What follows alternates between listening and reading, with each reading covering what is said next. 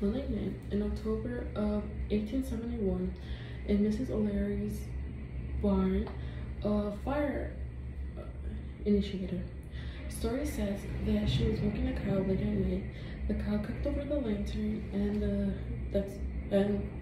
the fire started. Firefighters weren't called at the time, but they were so understaffed. Plus, they were sent to the wrong location at first. That by the time the firefighters got to the barn, the fire had grown exponentially. Other than that, all the houses, all the roads, everything was made out of wood.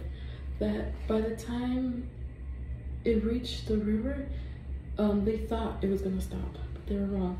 The city was so heavily polluted. There was a thick surface of oil all over the river that the river just surpassed the river and continued to grow to the north side, east side of Chicago, burning down at least 1/3 of the city. Many hundreds, thousands of people were left homeless. 300 died. But this didn't stop the city from growing. It continued.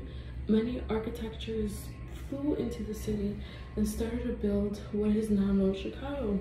Architectures built skyscrapers made out of steel that would surpass any natural disaster known to man.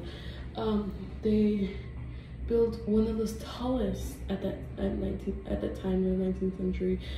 Chicago was known as the White City. It was so clean, so the pollution was no longer there. It looked so white compared to other cities that look so dirty, so polluted. Nothing compared to Chicago. It grew exponentially. Even the population, it was 300,000 around the fire, so 1870.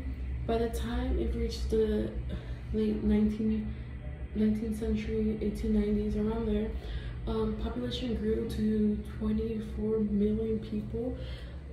And even today, it's still growing. People are still coming. It's a city of never stopping, new innovations every single day. The city went into the World Fair competition, and it won in the 1973, if I'm not mistaken. The city just kept growing, and even today, it's growing every day. It learned from the past that lumber shouldn't be used as a reliant, that it can be broken down. Now it's steel all over, covered in skyscrapers. It's a beautiful city.